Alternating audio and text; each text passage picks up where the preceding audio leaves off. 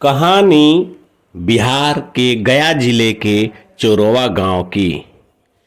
बेबसी और लाचारी में गांव के लोग जीने को विवश। बरसात के मौसम में नालियों की पानी घरों में घुसता है और वैसे हालत में इस गंदे नालियों के पानी के साथ रहने की विवशता। समुचित सरकारी योजनाओं का भी लाभ नहीं मिल पाता। गांव में शुद्ध पेयजल की व्यवस्था में कमी। एक ही सोलर नल से पूरे गांव के लोगों को पीने का पानी की व्यवस्था होने के कारण अक्सर पानी भरने को लेकर होता है विवाद। चरोवा गांव में लगभग 100 घर हैं जो मिट्टी युक्त खपरेल, फूस और कच्चे मकान हैं। बताया जाता है कि 1994 में तत्कालीन मुख्यमंत्री माननीय श्री लालू प्रसाद यादव जी के समय में इस गांव में कुछ कॉलोनियों को पास कर पक्के मकान बनवाए गए थे जो अब रहने के लायक नहीं है। गांव के लोग लगभग 10 किलोमीटर दूर जाकर मजदूरी कर अपना पेट भरते हैं। बरसात में रात को हर पल कीड़े मकोड़े के काटने का रहता है खतरा। कहा जाता है कि सिसकती बेजान सी जिंदगी को आज गांवों की आबो हवा की बहुत जरूरत है। प्रकृति के गीत गाती हवाएं, कुंजन करती कोकिलाएं, मिट्टी की सोंधी खुशबू, फूलों की रमणीय महक जहां निवास करती है, आज फिर उसी गांव की जरूरत है। लेकिन गांव के गलियों और गांव के लोगों की किन चीज़ों की ज़रूरत है, उन्हें क्या चाहिए, इस पर समाज के अच्छे और बुद्धिजीवी वर्ग के कहे जाने वाले लोगों का ध्यान नहीं जाता। जी हाँ, यह बिल्कुल सत्य है। मैं एक ऐसे गांव की कहानी को बताने जा रहा हूं जो गया शहर से महज कुछ किलोमीटर की दूरी पर बसा हुआ है। बिहार के गया जिले में शहर के नगर प्रखंड चंदौती के मेडिकल थाना अंतर्गत आने वाले धनसीर पंचायत में बसे गांव चरोवा की बात कर रहा हूं। यह गांव एयरपोर्ट की चारदीवारी के अंदर बसा हुआ है। एक दिन धनसीर पंचायत के मुखिया और मुखिया प्रतिनिधि प्रकाश यादव के साथ इस गांव में आने का मौका मिला। शहर से कुछ किलोमीटर की दूरी पर बसे इस गांव में घूमकर मैं हतप्रभ रह गया।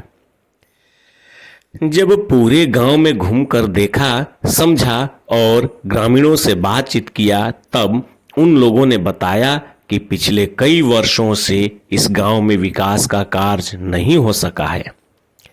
यहाँ पर गांव की स्थितियां और मजबूरियां किसी को भी नहीं दिखती।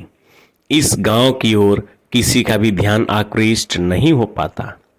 आगे ग्रामीणों ने बताया कि पंचायत स्तर के चुनाव से लेकर विधानसभा, लोकसभा चुनाव इत्यादि के समय चुनाव लड़ने वाले सभी प्रत्याशी यहां आकर तरह तरह के वादे तो करते हैं, लेकिन चुनाव संपन्न होते ही जीत हासिल करने के बाद पूछने तक यहां कोई नहीं आता। आज सरकार द्वारा चलाई जाने वाली योजनाओं का क्रियान्वयन नहीं हो पाता है। उन्होंने कहा कि हम सभी ग्रामीण घुट घुट कर जीने को मजबूर हैं।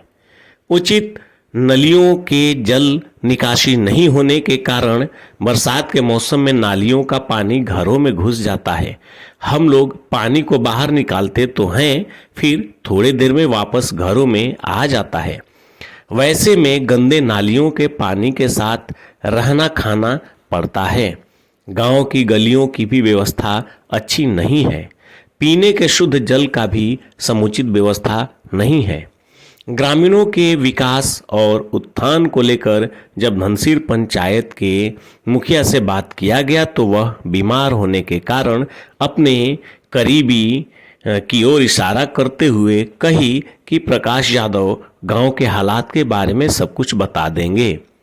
तब श्री यादव ने कहा कि इस गांव में जिला पदाधिकारी द्वारा विकास के कार्य को करने से रोका गया है। इसका क्या कारण है, जब जिला पदाधिकारी से बात होगी तो पता चलेगा। और जब तक ऊपर से कोई इससे संबंधित आदेश नहीं आ जाता, तब तक यहाँ किसी भी तरह की सरकारी योजनाओं का लाभ देने में असमर्थता ही होगी। प्राप्त सूत्रों से जानकारी के अनुसार यह गांव एयरपोर्ट के जमीन पर बसा होने के कारण यहां विकास का कार्य नहीं हो पा रहा है। गांव के लोगों को खाली करने का आदेश भी दिया जा चुका है।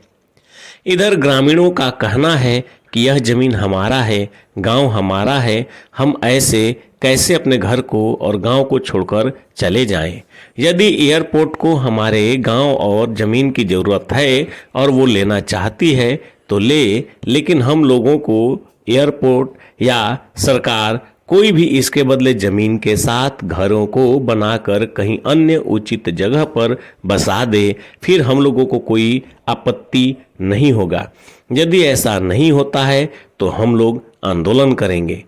बहरहाल जो भी है, अभी इस गांव पर जिला पदाधिकारी और सरकार को ध्यान देने की ज़रूरत है।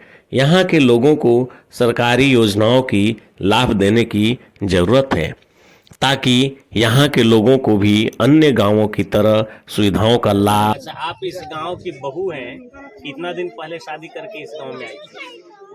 30 साल हो गया है सर। 30 साल हो गए। 30 साल से आप क्या देख रही 30 हैं? साल से कुछ भी नहीं देख रहे हैं। मेरा तो फूस का घर है, ऐसे रहते हैं, छाते हैं, बनाते हैं, कहीं पानी छूता है, कभी इधर छूता है, कभी इधर छानते हैं। कोई भी सुविधा यहाँ नहीं है। मट्टी का घर है, कभी गिर सकता है, हम लोग कभी कुछ हो सकते हैं। अच्छा, तो आपके गांव में सबका फूस का ही घर है? जी, सबका, सब मट्टी का फूस का है, किसी का नहीं है ईटा का। करके मिला था वो है, उसमें सब मट्टी गिर रहा है, झरझर का कॉलोनी वाला।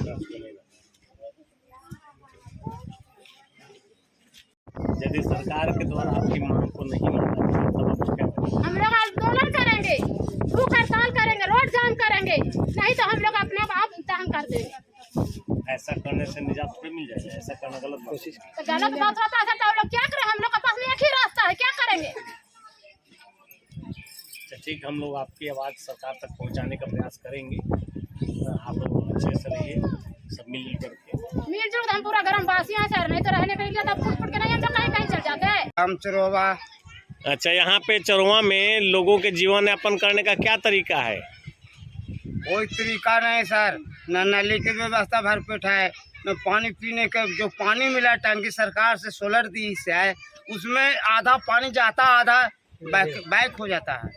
और यहाँ पर जो आवास योजना है उसका लाभ मिलता है? नहीं सर, ओलने कोलने की कुछ नहीं, सीधे नहीं। बोलता है कि एरोडाम की जमीन है।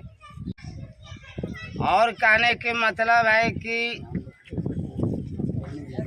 कॉलोनी दिया जाए सर। अच्छा, तो आप जिला प्रशासन से कॉलोनी की मांग कर रहे हैं? जी सर। कितने दिनों से यहाँ पर कॉलोनी नहीं मिला है? 94-95 से नहीं मिला सर। नाम अपना पूरा एक बार बताइए फिर से। राम गोपाल जी।